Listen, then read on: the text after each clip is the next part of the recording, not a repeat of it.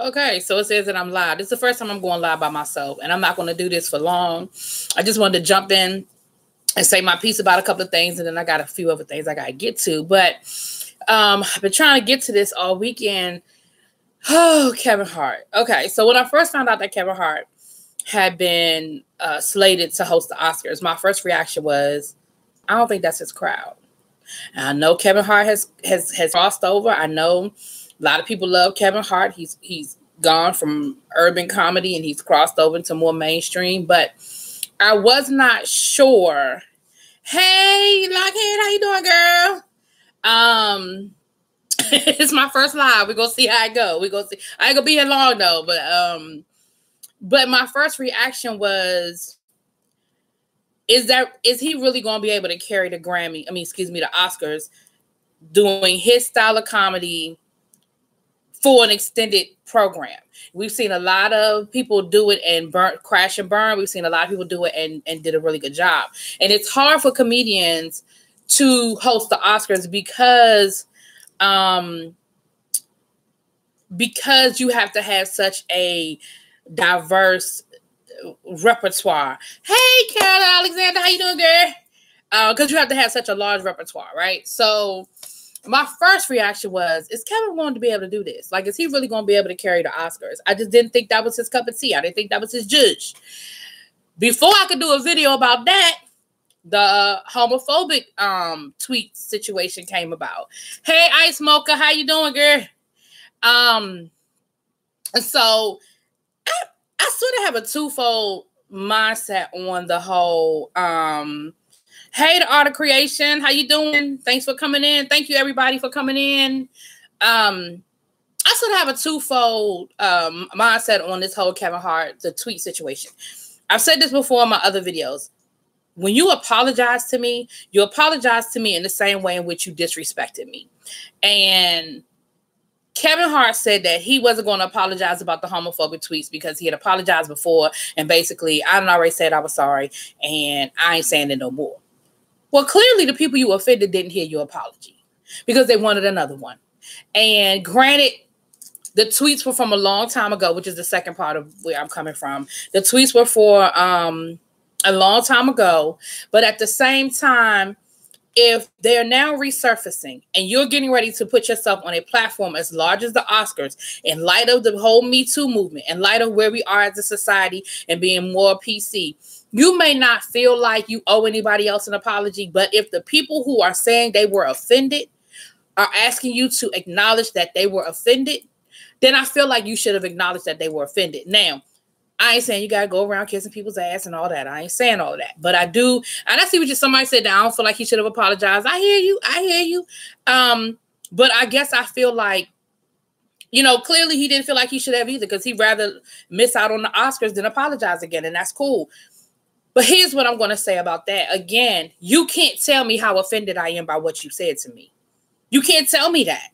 You can't weigh your intention against your effect. You may not have intended what you said to be offensive. You may have been joking with your friends, but you were joking with your friends on a public platform such as Twitter. You were saying to your friends comments that not just in the black community, I was going to say as among black men, but it's not even just among black men, but that whole homophobic, yeah, my son better not come home gay, da-da-da-da-da. Like that's the same thing we were mad about the City Girls about, right? So granted, you said, I apologize, and I'm not going to apologize again. You have every right to do that.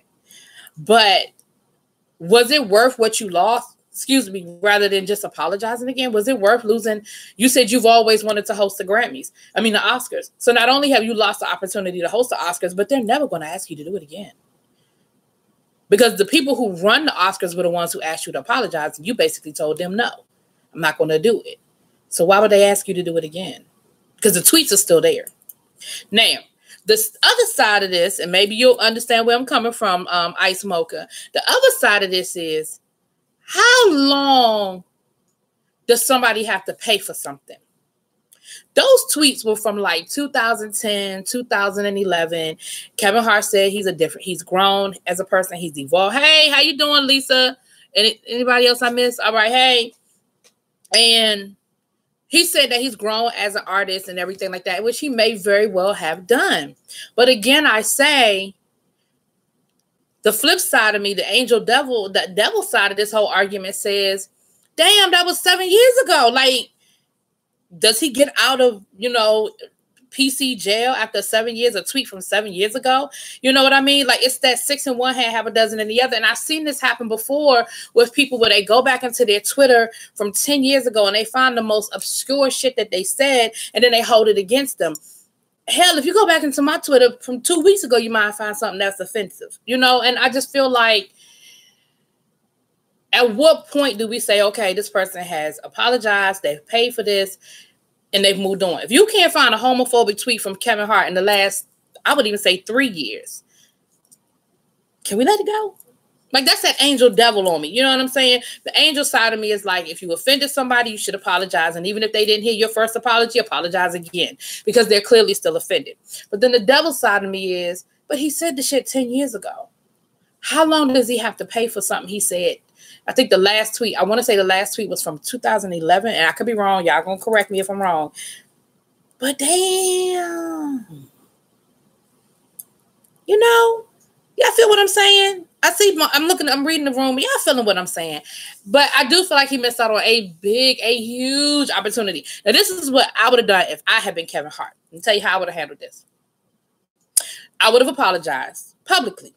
I'd have done just like you did an IG video when you cheated on your pregnant wife, apologizing and blah, blah, blah. That's what I would have done. I would have done a video. I would have apologized to the community. And then I would have reached out to the community. And during his opening monologue, maybe I would have had the cast from Pose come out and give us some good old ballroom. Maybe I would have had some movies that were nominated, if there were any LGBT stars in that movie, have them come out on stage with me. Like, I would have extended an olive branch so publicly, and I would have invited the community into so publicly that it wouldn't have been shit anybody could say about it. You feel what I'm saying? Like, that's how I would have handled it. I would have apologized again. Sure, you were offended by what I said. It was not meant to offend, and I apologize profusely. And then during my opening monologue, give me some good old Billy Porter in the back, giving me some good old reads of the audience. So, see, that's what I would have done. And then I would have had the cast from Pose. And I don't know if y'all saw the documentary My House that was about the ballroom community. Now was on FX. I did reviews on it. Check my page. I did reviews on it. I'd had them come out there and give us a good old ballroom scene, honey. And then I would have joined in. You know what I'm saying? I would have joined in the scene. I would have come as something realness, whatever. I don't know. But I definitely would have taken that opportunity, and I would have turned lemons into lemonade, honey. That's what I would have done. And I feel like that's what he should have done. All right, I see you, Carol. You got to be careful about what you put on a public platform. That is so true. That is so true. People do grow and change, Lockheed. And that's how I feel about it. Like, I just feel like, if you can show me something he said in the last, like I said, I give it three years that was on that level of venom and that level of homophobia, then okay, cool. But for y'all to be bringing up stuff he said 10 years ago, I don't know. But like I said, I would have apologized. Shit, okay, ain't nothing gonna hurt me. Apology don't hurt nobody, does it? Apology don't hurt nobody. I would have done me a nice little IG video. I'd have posted it on my YouTube, on my IG. I would have said it. He has a radio show. I would have said it on my radio show. And then, like I said, my monologue would have totally embraced the community. And then we would have had a good time. With me some Laverne Cox out there. I don't know. I would have embraced the community. But he made his decision, and I hope it works out for him. That's all I'm gonna say. His apology was good until, is it good or gold? Good or gold? I guess that's good. Until the public one, until the Oscars wanted them. That may have been true. I think a lot of times people don't know about stuff, or stuff blows over. Maybe when he was making those, because again, remember, these are comments he made years ago.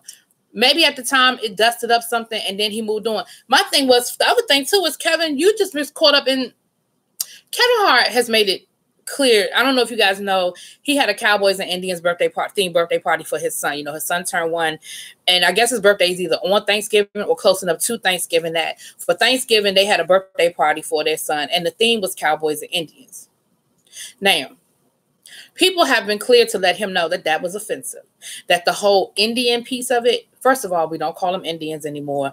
The appropriate name is Native Americans. Why? Because Christopher Columbus was so fucking dumb that he thought he was in India when his ship got stranded. So everybody he saw, he called Indians. So the name comes from a place of falseness to begin with.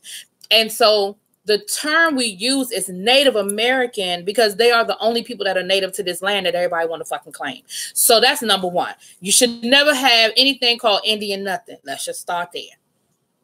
Second of all, again, you can't tell me how offended to be. So if you do something and I tell you, hey, I'm a part of the Native American community and I am offended by the fact that you had a Cowboys and Indians birthday party, your response should be, I'm sorry. It wasn't meant to be offensive. But that's not what Kevin Hart did. Kevin Hart doubled down on it and said, it's just a game that I played when I was a kid. It's no big deal. Why everybody being so sensitive? The Redskins and the Cowboys played on Thanksgiving. It's not.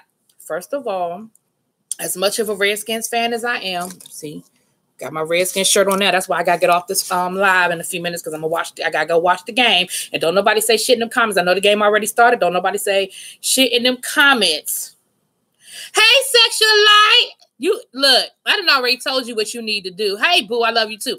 I done already told you what you need to do with that damn sexual light. I ain't going to say it publicly because I don't want nobody to steal it from you, but I done already told you what you need to do with that sexual light hashtag. Get it done. But, anyway, yeah, so, but I acknowledge that the fact that the name is racist. I don't wear Redskin paraphernalia outside of my house. I don't, it is racist. Now it's my team and that's my whole angel devil and I'll live with that. But for you to use that as your excuse to say, well, the Redskins and the Cowboys were playing, that don't change the fact that it was fucking racist. That don't mean nothing. It's still racist. So the fact that we know that Kevin Hart don't back down from shit. He doubled down on it and he was like, it's not a big deal. I played Cowboys and Indians when I was a kid. Exactly. You 40 something, Kevin. You played Cowboys and Indians 30 years ago when we didn't come into this PC mindset that everything is not okay just because it's said and it's done. It's not appropriate. The whole outfits that people wear to emulate Indians is disrespectful because you don't even know what the fuck you're wearing. Everything that the Native Americans wear is symbolic. It's one outfit for one ceremony, one outfit for another ceremony, the feathers, the war paint. It is all symbolic. And for you, that's like me putting on a military uniform and putting on some stripes and some bars, and I don't know what the fuck they mean, and I'm going out here emulating somebody. It's disrespectful to the people in those positions because those symbols mean something, right? You see, diehard Reds, say, I hear you waiting for the Raiders to come on too. Yep, Die Hard. Yeah, I could. Sorry, I'm a Saints fan. Yeah. Sorry, I'm a Saints. How you a Saints and a Cowboy fan, Lockhead? How you do that? How you gonna be a Saints and a Cowboy fan? Now, who the hell did you root for last week when the Cowboys played the Saints? Girl, I'm gonna need you to pick one. Now, Ice Smoker said we've become too PC. I don't disagree with you on that. I agree. And I think for comedians, it's a double-edged sword because we look to comedians for that rawness, for that non-PC type language, right? But then they get hit in this society. Comedians keep getting hit with the same shit that we laughed at or we laugh at. So I do agree with that. And maybe that's where Kevin's coming from with the whole, I can't make everybody happy, so I'm just going to be me and I'm going to do me.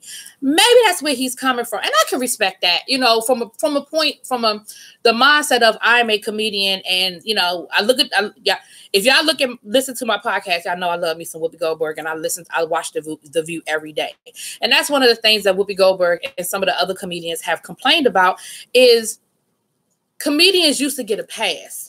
Right? It used to be like, well, if a comedian said it, okay, it was inappropriate or it was in bad taste, but it was a comedian. But now they're not even getting those passes. And I agree. I do think that we've become too PC. Some shit is just overboard. It's just ridiculous. But as a history nerd, as a history buff, I just think that when it comes to the mindset of race and identity, I can't tell you how offended to be. Now, there's some things that people say that some Black people are offended by. Don't bother me. There's some things that people say that some women are offended by. It don't bother me. But I can't tell that woman not to be offended because it offended her and she's a woman and it was a derogatory comment towards her. You see what I'm saying? Same thing with black people. I can't tell that black person not to be offended by something just because I'm as a black person am not offended. I can't tell you not to be offended. But I do feel like sometimes comedians are in a catch-22. They damned if they do and they damned if they don't type situation. So if S. Dot, you still on here, I got to talk to you too. I'm going to call you later on. I got to talk to you about something too. Anyway. Oh, you love me in Harlem? Oh, thank you. I love you too. Schnookums. I hope people talking to me and I'm not embarrassed. Okay. So I think somebody asked about sorry, my phone's ringing. I think somebody, oh, that's Jackson. Okay, I gotta take that phone call in a minute. I think somebody was asking me about Pose. The season 2 is not out yet, but there is going to be a season 2. It hasn't started. I don't even think they've started filming yet. They may have though, but I do know that there definitely is going to be a season 2. And speaking of Pose, let me just go ahead and jump on that. You see where Pose was nominated for Golden Globe Awards. Billy Porter was nominated for Best, whatever that category is, but he was nominated for that. I is live, whore. You believe it? It's my first live. Hey, James. I ain't gonna be on here much longer, but it's my first live. I came on to see how this whole thing worked, but I'm liking it. It's fun. I'm gonna do it more often. It's fun. But yes, Eyes is live, whore. I gotta go get into that. Y'all go watch that song video if y'all haven't watched it. I'm not much of a seamstress, but this is what I'm gonna do. I'm gonna watch that damn sewing video and see if I feel like it's any of that I can do. And if not, then what I'm going to do is buy that damn fabric and have you make one for me. And I pay you for it because I pays for shit. I don't ask for things for free. But that jacket is bad and I want one. See, I want one of those. But, so yes, definitely Pose, Billy Porter, who is everything and a bag of chips. I hope they, for the Golden Globes, I hope they get them to come out and do like a ball scene. Like, you know how they do, oh, that would be perfect if they had them do a ball scene. I'm trying to bring a ball scene into everything. I was gonna bring a ball scene to the Oscars, bring a ball scenes to the Golden Globes, honey. The other awards were nominated. We got the Grammys. Now, I ain't gonna go down no whole damn list. I'm just gonna tell you, Cardi B keep winning and y'all can kiss her ass. That's all I'm gonna say. People talking about this. Every Cardi B like the Donald Trump of music. Every time they think something is gonna stop her, something gonna end her, something gonna knock her down, honey, she comes back up swinging. The bitch found out that she was nominated for 5 Grammys coming out of court. Didn't even know nothing about it. She had been in court all day over this stupid misdemeanor, her fighting over that damn no good nigga of hers. But come to find out, she was nominated for 5 Grammys. And I hope she wins. I think they're going to get her to perform. I think they're going to get Cardi to perform at the Grammys. I think she's going to perform. I mean, when it comes to rap, especially female rap, ain't nobody really drop a whole lot this year but her and Nicki. And well, the Grammys gonna have to choose one or the other. And since Nicki didn't get nominated for nothing, if the Grammys want some money, they would have the person perform who was nominated for the awards, right? I'm just saying. What y'all think? That's what I think. Rumors. The rumors about Steve Harvey and his wife. What y'all think about that? Steve Harvey and his wife getting divorced. Those are the rumors. Now, I don't know if that's true or not, but those are the rumors. This is what I got to say about the whole Steve Harvey piece of it. I never jumped on the Steve Harvey is the relationship king bandwagon. Did y'all? I read about half of Think Like a Man, Act Like a Lady, Think Like a Man. I read about half of the book. And the book pissed me off so bad, I couldn't finish reading it because some of what he said I 100% agree with. But to me, it was common sense type shit. Like, don't sleep with a man when you first meet him if you're trying to build a lasting relationship. That's kind of common sense. Now, we all have those stories. I have friends who slept with a man on the first date and they got married and they lived happily ever after. So it can happen. We know it can happen. But when some of the stuff that he said to do, I just didn't find it to be all of that earth-shattering. So I never understood how Steve Harvey went from being a comedian to being this relationship expert, and everybody thought that he was the be-all, end-all of telling women how to act. Like, I missed that. I just missed that. When was Steve Harvey a woman? Oh, okay. So, and then the fact that Steve Harvey has cheated on all his wives. which led to the divorce, and he ended up marrying the mistress, which led to another divorce. So the fact that him and Marjorie are rumored to be getting a divorce, what the fuck that mean? He cheated on his last wife with Marjorie. Marjorie was in his last wedding. She was a bridesmaid. Bitch, that's dirty. I don't know how low dirty. I know ain't nobody talking. Where everybody go? I don't know. I don't know. Maybe am I talking too much that y'all ain't talking to each other? I don't know. But yeah, so Marjorie, and then supposedly it's gonna be this expensive ass divorce. I don't know how. The only thing I could think of is when Steve Harvey and Marjorie got together, Steve Harvey was sort of in a down and out place. And maybe he didn't get a prenup. But I can't imagine that he would not have gotten a prenup, because even though he didn't have no money or he was down and out when they got together, he was still Steve Harvey. He still had earning potential. So I don't know if this is going to be an expensive divorce for him or not. I would like to think that he was smart enough to have some sort of prenup in place. I don't know. But, go back and read them stories about Marjorie. Marjorie was a good old hustler's hoe. That's what we used to call them in D.C. We used to call them old hustlers hoe back in the day. If y'all don't know what I'm talking about, y'all know what I'm talking about. Them old hustlers hoe, honey. And I heard that she was a good old little hustlers hoe. So she used to that. She used to men that take care of her. So if they are getting a divorce, I'm sure Steve's going to take care of her. It ain't going to be no... How you seeing Deron? With his big old teeth. Well... And have y'all seen him lately? He looks like an old man now. He's let the beard grow out and it's all gray. And he look like the old man I would cross the street. Like if I was going down the street and I saw him standing on the corner, I would cross the street. That's what he looked like now. He looked like that dude. He just, Yeah, Art of Creation. Marjorie Harvey was in the wedding. There are videos on YouTube. I can't get into who all they were, but Google it. It was out there. She was friends with Steve Harvey's ex-wife. And she was in the wedding. Now, I've also heard that Marjorie was a trainer. But, yeah, she was friends. She knew Marjorie didn't come out the sky. You know what I'm saying? She didn't come from nowhere. So, yeah, the Silver Fox. Okay, Silver Fox. He looked like a dirty old man to me. But, okay. His nose was wide with her. She had a baby by 2 kids. Yeah. And... her kids, that's the other thing. The fathers of her kids are cousins. They were both in the drug game and they were cousins. Now, this is all allegedly, but it's on YouTube. Y'all can go look at it. Y'all can go look at what I'm talking about. It's all allegedly though, because I don't know these people. It's all allegedly. A little bit of tea. I'm gonna spill this little bit of tea and then I'm gone. So if you I did my drag race review from Friday night's holiday spectacular. And Jasmine Masters did a live where she explained why she walked out the show. You notice there are no confessionals with Miss Jasmine Masters. And if you even notice, there are a couple of scenes where she's missing. And she explained why. So if y'all don't want to know the tea, y'all close your ears. But here's the tea. She said that she walked off the set because little Miss Shangela was playing Diva Honey and was late for everything and was holding him up. Yes, she was a hoe. Yes, she was. Yes, she was, mother. She was a hoe. She held up the scenes. And she said that Shangela was late for everything. She was late for the call time. She was late for every single scene. She said in this one particular scene that even RuPaul was like, what the fuck is the holdup? I got shit to do. That's a quote.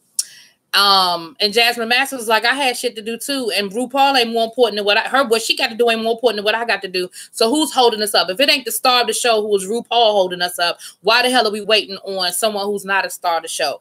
And she said that she went to Shangela and Shangela was in the back talking to one of the directors, one of the EPs or something like that. And Jasmine said that she said to her, sis, come on, let's go ahead and just shoot. We got this one little shot to do and then we can go to lunch and you can finish your conversation, but we waiting on you. She said, and Shangela went off talking about something. I can't believe you coming to me and you talking to me this way. I'm trying to help this person out. So whatever the conversation was, it must have been something important or whatever. But Jasmine was like, okay, well, we all got shit to do. And if you can come and just let us do this last little scene we got to take, we're going to lunch. And then you can do whatever you got to do. Jasmine said she went in the back and she said she would wait. She was going to give it 5 minutes. And if they weren't ready to tape in 5 minutes, she was going to go.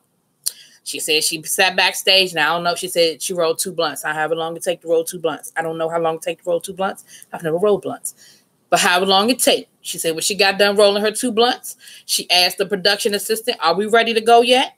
The production assistant said, we are not ready to go yet. And Jasmine Master said, then I'm out. And she left. She also explained why she kept that damn netting on her face the whole damn show. She said that she had sweated her makeup off and that by the time they were ready to tape the scene where she was at the piano or whatever the situation was, her makeup was off. And she said she wasn't putting it back on. So she just left the netting on her face. Okay. But other than that, she said it was a great experience. She said she enjoyed herself. She said she had a good time and laughed and kikied. And it was she's excited about All Stars that starts next week. And she said it was overall a good experience. She said, but in that particular moment, it was just a situation. She said she was just, irritated that one person would hold up the production. And she said Shangela did call her to apologize. So, I don't think it's no long lasting beef or whatever. She said, but just at this point, she was just like over it. They had been up all day. They had been in drag all day. She was tired. Hey, I ain't mad at you.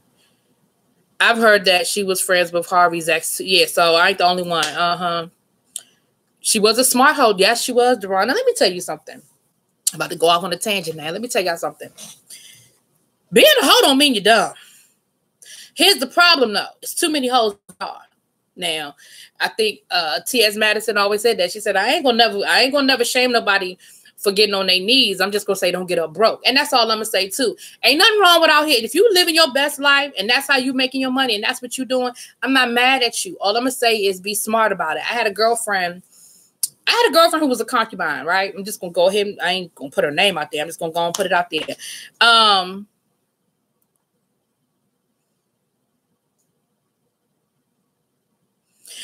Yeah, Jasmine. Yeah.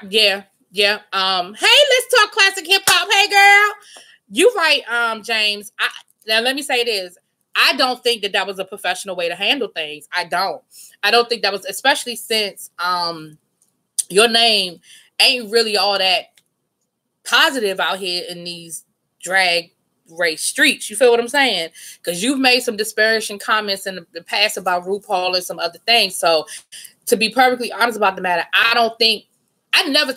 never's a strong word, but I'm going to say almost never do I think it's appropriate to walk off. When you make a commitment to a situation, now I'm not talking about leave yourself in danger, but I just don't think that's an appropriate way to handle things. You don't walk off because things ain't going your way. People going to fuck up. People going to be late. But damn it, if RuPaul, my thing is at the end of the day, the show got one name on it, and that is RuPaul. And if RuPaul ain't put a foot in Shangela's ass, then the rest of y'all don't need to put a foot. I don't know. That's just my 2 cents. Now, again, and that's Jasmine Master's side of the story. That don't mean it's true, but I'm just pouring the tea. And y'all can sip it if you want. I'm just pouring it. Let me see what else he say here. This is fun. Marjorie gonna be paid. She gonna be a paid hoe. You're right. She gonna definitely be a paid hoe. She's definitely gonna be that. Hey, Aaron. Everything you say or do is documented. That's true. That is true. Especially out here now with social media, and especially out here where with you being a celebrity. And in 2010, Kevin Hart was not the celebrity he is in 2018. I get that. But yeah, you're right. And a lot of these people probably need to go back and scrub their accounts.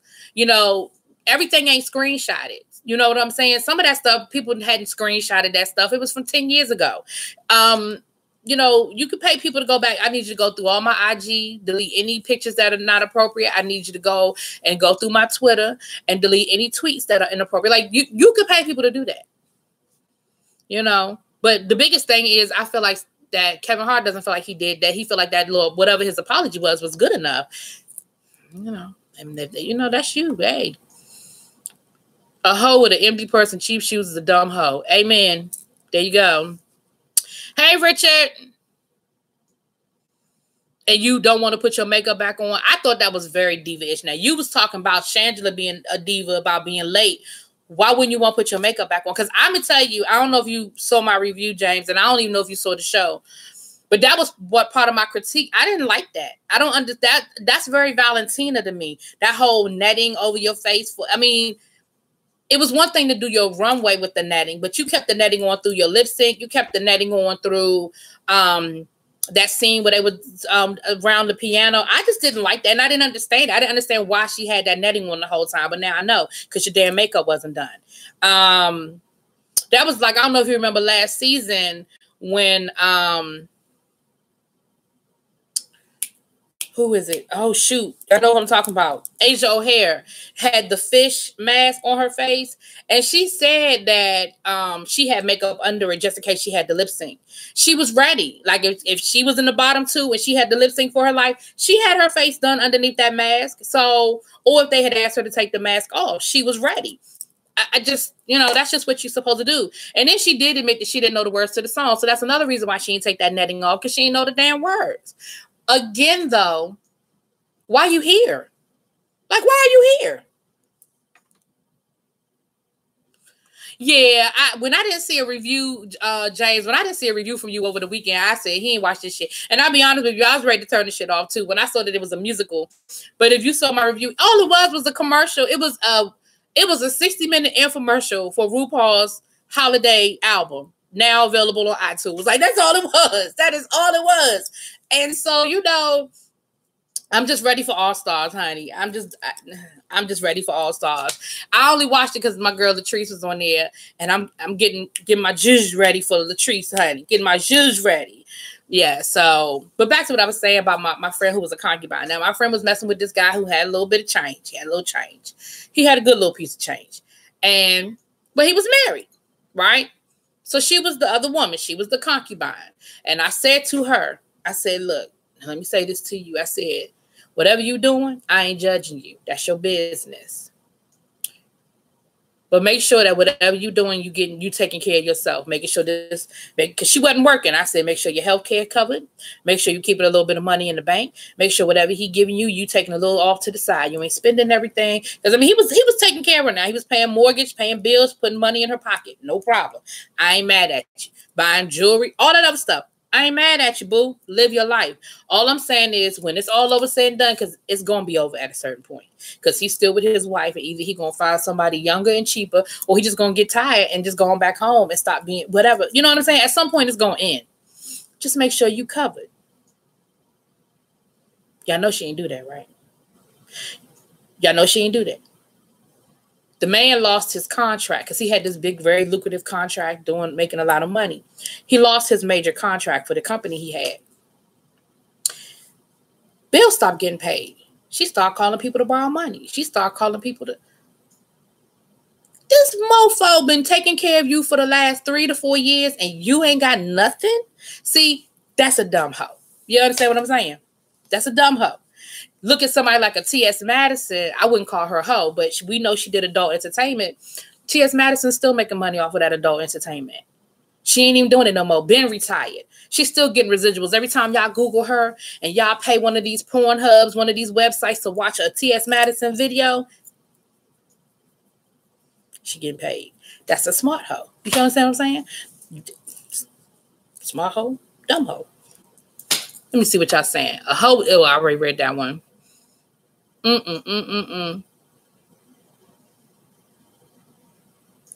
To be honest, this show is trash. VH1 and Instagram messed it up.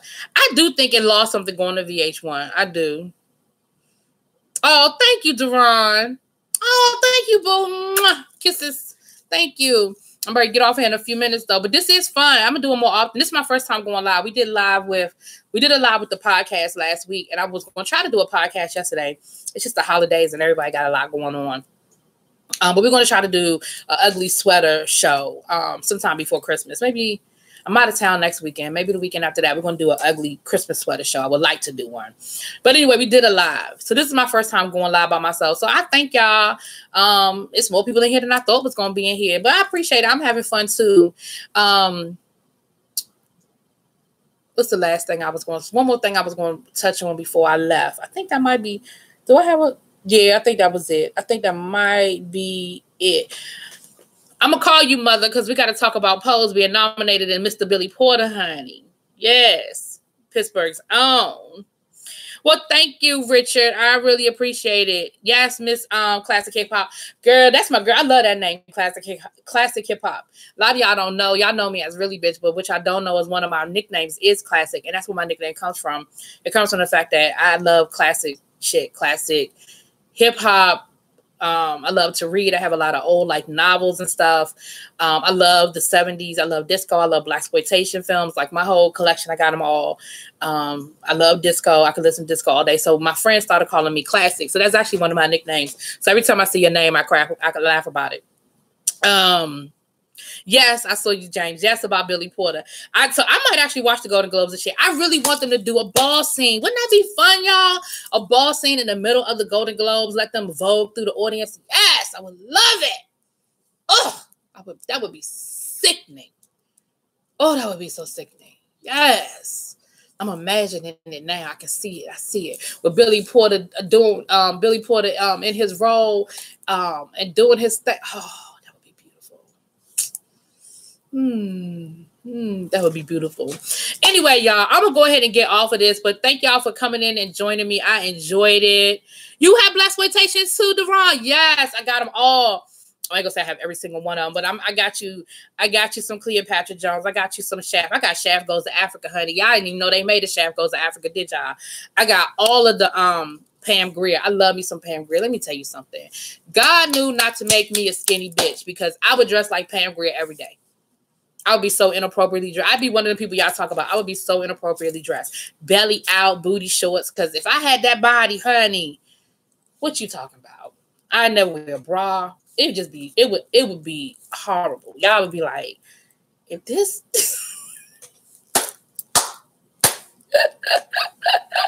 Y'all would be like, if this bitch don't go sit down somewhere. Yes. Love me some Cleopatra. I mean, not Cleopatra. I love me some coffee. We know my man the Mac. Yes, I love me some blaxploitation. I like even like the comedies like Car Wash. You know, like, yeah, I love them. Because you can look at the blaxploitation now, they're comedies now, right? I like the parodies, like I'm Gonna Get You Sucker. Yes. One day I'm gonna come on to do a live. We're just gonna talk about old movies and old TV shows because I like them all. I have Wonder Woman on DVD. I got What's Happening on DVD. I got Good Times on DVD. What else I got over there? I'm looking at my DVD collection now. Do y'all still look at DVDs? Am I the only one that still look at DVDs? Everybody just do Netflix now. I look at DVDs. Black shampoo. I'm looking at my black shampoo right here. Deron, we gotta talk about old blaxploitation movies. Yes. Dolomite. Yes, Dolomite. Yes. And classic hip hop. I can still recite all the Crush Groove. Because I've seen it that many times. I can still do the whole fucking dialogue of Crush Groove, okay? Black Mama White. Yes! That's the one about they were in jail and they broke out of jail. Is that the one, Black Mama, White Mama? What's the one where they were in jail and they broke out of jail? I don't know if I had that movie. I remember seeing the movie, but I don't know if I own that one. That's My Mama. That was my TV show too. That's My Mama. Yes. Of course, I know what I'm talking about. Oh, shoot. She played the nurse. She was the first black lead in a sitcom. Diane Carroll. Y'all know what I'm talking about. Somebody gonna put it up there. And then the movie she did with James Earl Jones when she was on welfare. And y'all know, gosh, why is it? Y'all know what I'm talking. Cotton Comes to Harlem. Yes, Claudine. Thank you. The Art of Creation. Claudine. Cotton Comes to Harlem. That's one of my favorites. And if you want to go way back, we go to A Cabin in the Sky. You know, a lot of people don't know about A Cabin in the Sky because everybody knows about, you know, Carmen, you know, I'm going to say Cleopatra Jones, but y'all know Carmen Jones and all of that. Yes, Black Mama, White Mama was the one. Yes, yep. I love that. I used to love that movie. I need to get that one on DVD. Thank you, Deron. I gotta go. I'm gonna go look for it when we get off of here. I'm sure it's on Amazon. Somebody got it. I need to go get that one. I need to go watch it. Spook Who Sat by the Door. Now that's actually a really good book. And honestly, if y'all are into like where we are now as a society and really getting into the mindset of that exploitative culture, The Spook Who Sat by the Door is actually a really good read. It's a short read. It's not a long book. Well, for me, it's not a big book, but it's a good read. It's a good read. And the movie, yeah. I've actually used The Spook Who Sat by the Door in my classroom. 5 on the Black Hand Side. Yeah, Willie Dynamite. 5 on the Black Hand Side. I haven't seen that one. Oh shit, you got one for me. I've heard of it, but I don't think I've seen it. Okay, y'all got one for me. What was the one that Mario Van Peebles' father did? That was oh shoot. I have that one on DVD too. Oh shoot. Some of my DVDs are upstairs. The one that y'all know what Mario Van Peebles' dad did. Posse, that came out in the 90s though. But that was Mario Van Peebles. That was like his take on the Black Cowboys. Yes, badass. Oh shoot. Oh, the whole name is something badass something. Damn it. Oh, y'all know what I'm talking about. The Warriors, that's one of mine. Sweetback, that's it. Thank y'all. Y'all love y'all. Y'all done got me on a whole nother tangent. Look, I'm gonna get off this thing. I got some shit I gotta do. But thank y'all for coming in. I've enjoyed this. I'm like, this is fun. I'm gonna do this again. Thank y'all for coming out. God bless you. Good night. Peace.